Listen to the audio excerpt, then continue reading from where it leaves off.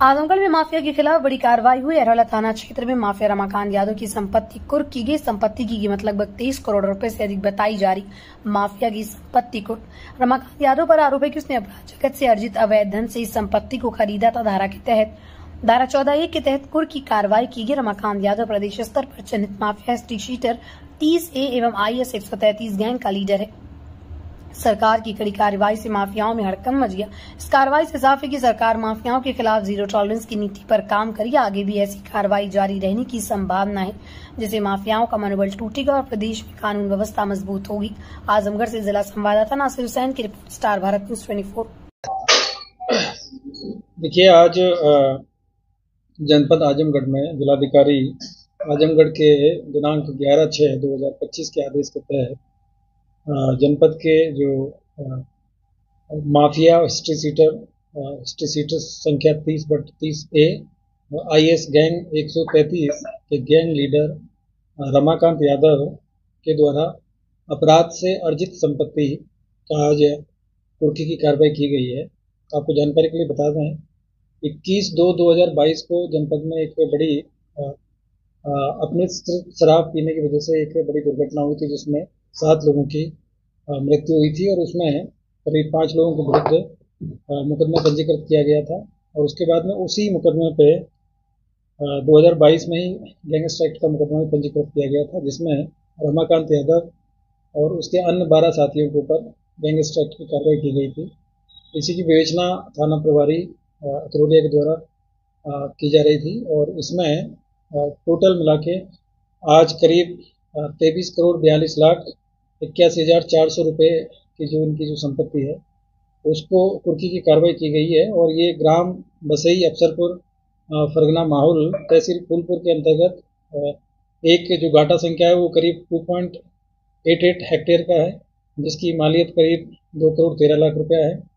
दूसरा जो गाटा संख्या है वो करीब 0.49 हेक्टेयर है और इसकी जो मालियत है करीब 2,59,059 रुपये है। और तीसरा जो घाटा है वो करीब 3.44 हेक्टेयर के आसपास में है और इसकी जो मालियत है वो करीब 2 करोड़ 54 लाख रुपये है।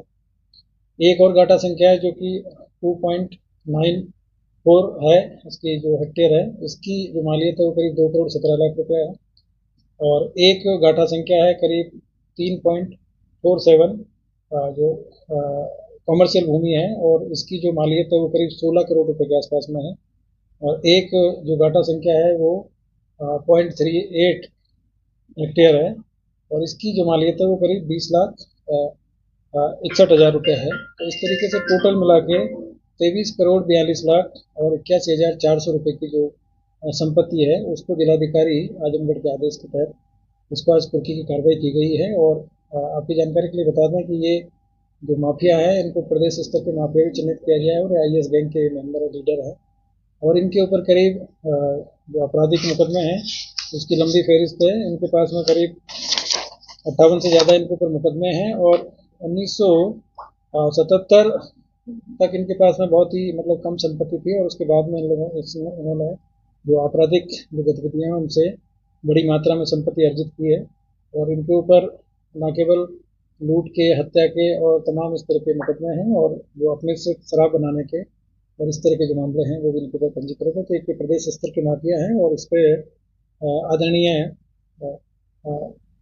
DGP महोदय, आदरणीय ADG LO महोदय और ADG जौन महोदय और DIG महोदय के निर्देश के क्रम में और माननीय मुख्यमंत्री जी के द्वारा जो माफियाओं के विरुद्ध जो कार्रवाई की जा रही है उसके तहत ये कार्रवाई की गई है। और जो जनपद आजमगढ़ है, यहाँ की जो कानून व्यवस्था है उसको सुदृढ़ करने के लिए और इस तरह के जो माफिया राज जो यहाँ पे पहले चलता था, इस तरह के लोग हैं उनको खिलाफ ये कार्रवाई की गई है, जिससे कि प्रदेश में और जिले में जो कानून व्यवस्था है उसकी स्थिति को अक्षुण्ण बनाए रखा जा सके और आम आदमी है उसको अपनी मेहनत की कमाई से जो चीज़ें करते हैं और मेहनत से सारी चीज़ें आगे करने के लिए, प्रेरित करने के लिए इस तरह की जो कार्रवाई है, इस तरह के जो बहुत ही विख्यात ये यहाँ पर रहे हैं और इनका जो टेरर था उसकी वजह से तमाम लोग यहाँ इनसे परेशान थे, तो इनके खिलाफ कार्रवाई की गई। वर्तमान में जो ये माफिया हैं ये फतेहगढ़ जेल में भी मौजूद है।